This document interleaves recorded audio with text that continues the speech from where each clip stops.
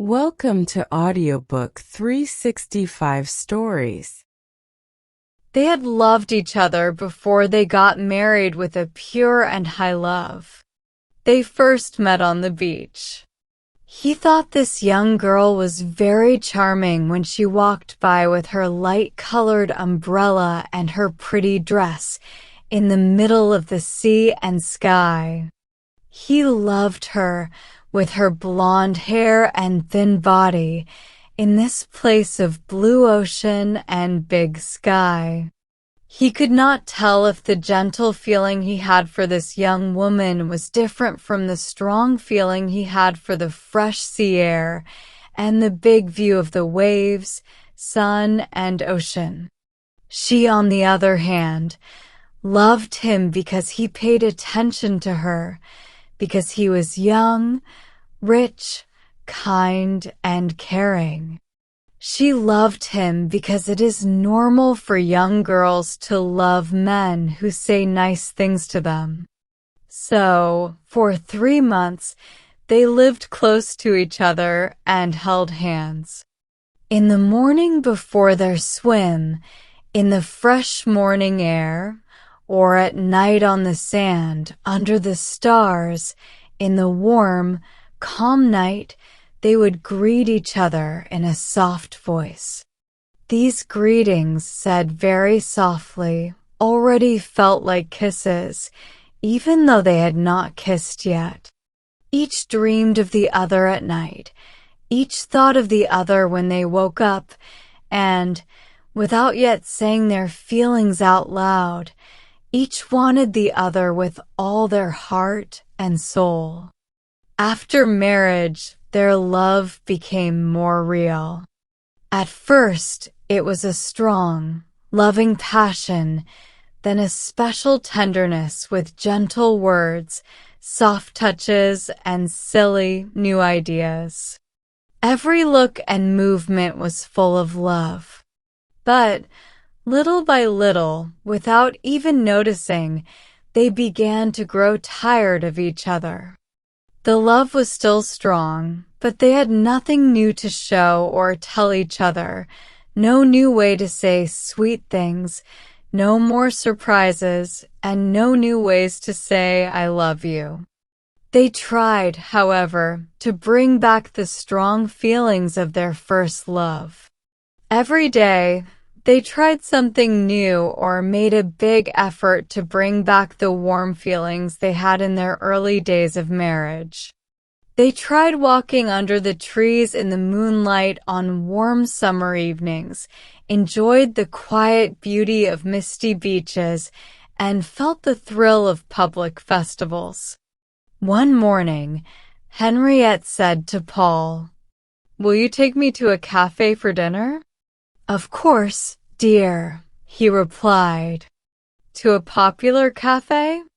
"Of course." He looked at her with a curious look, seeing she was thinking about something she didn't want to say. She continued, "You know, one of those cafes, how do I explain, a fun cafe?" He smiled. "Yes, I understand. You mean one of those cafes that people call bohemian." "Yes, that's it. But take me to one of the big places, one where people know you, one where you have already eaten, no, had dinner, well, you know, I don't think I can say it. Go ahead, dear. We shouldn't keep little secrets from each other." "No, I really can't say it. Come on, don't be shy. Tell me." "Well, I want people to think I am your girlfriend there. And I want the boys there, who don't know we are married, to think that too. And you, I want you to think I am your girlfriend for 1 hour, in that place that must have many memories for you. There. And I will act like I am your girlfriend. It's terrible, I know. I am horribly embarrassed. I am as red as a rose. Don't look at me. He laughed, very amused, and replied, "All right, we will go tonight to a very fancy place where many people know me." Around 7 o'clock, they went up the stairs of one of the big cafes on the boulevard. He was smiling, looking confident, while she was a little shy, wearing a veil, but very happy. They were taken right away to a private dining room with 4 big armchairs and a red, soft couch. The head waiter came in and gave them the menu. Paul handed it to his wife. "What do you want to eat?" he asked. "I don't mind. Order whatever is good," she replied. After giving his coat to the waiter, he ordered dinner and champagne. The waiter looked at Henriette and smiled. He took the order and asked softly, "Would Mr. Paul like his champagne sweet or dry?" "Dry, very dry." Henriette felt pleased that this man knew her husband's name. They sat on the couch, side by side, and began to eat. 10 candles lit up the room, and their light shone in the mirrors all around, which made the room look even brighter. Henriette drank glass after glass to keep her courage, although she felt dizzy after the first few glasses. Paul, feeling excited by old memories, kept kissing his wife's hands. His eyes were shining.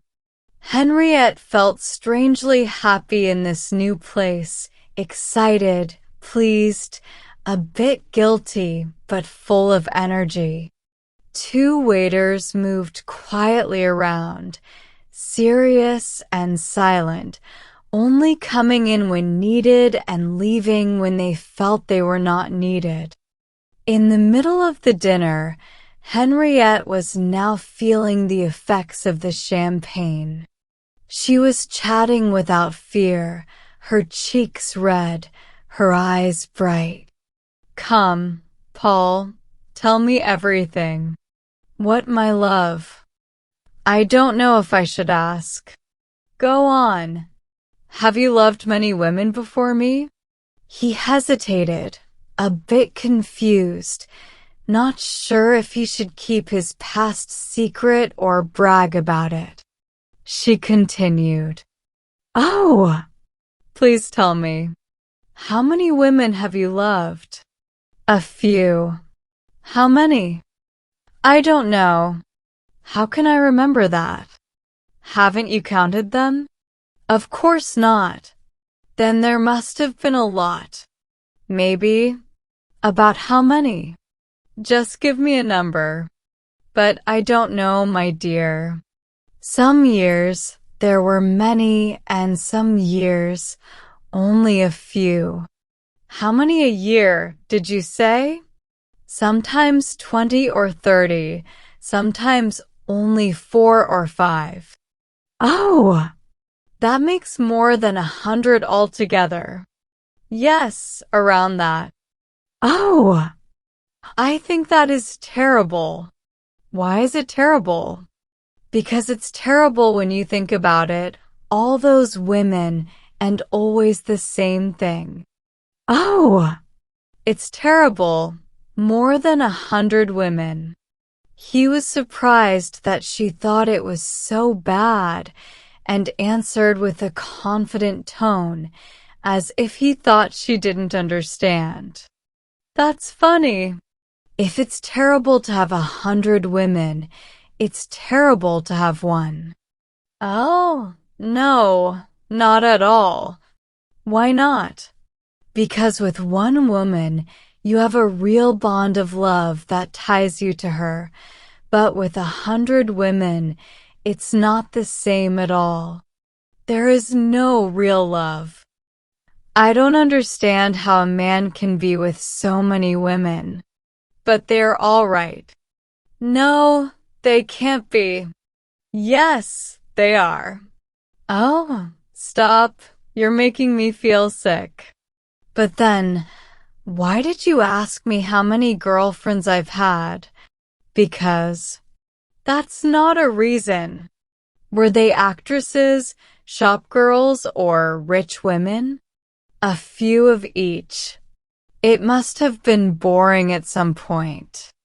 Oh, no, it's fun to change. She sat quietly, looking at her champagne glass. It was full. She drank it all in one sip. Then, putting it down, she threw her arms around her husband's neck and whispered in his ear, "Oh, how I love you, my dear. How I love you." He put his arms around her tightly. A waiter, who was just coming in, backed out and quietly closed the door. About 5 minutes later, the head waiter came back, calm and serious, bringing dessert. She was once again holding a full glass, looking into the golden liquid as if she were trying to find something. She murmured in a dreamy voice, "Yes, it must be fun."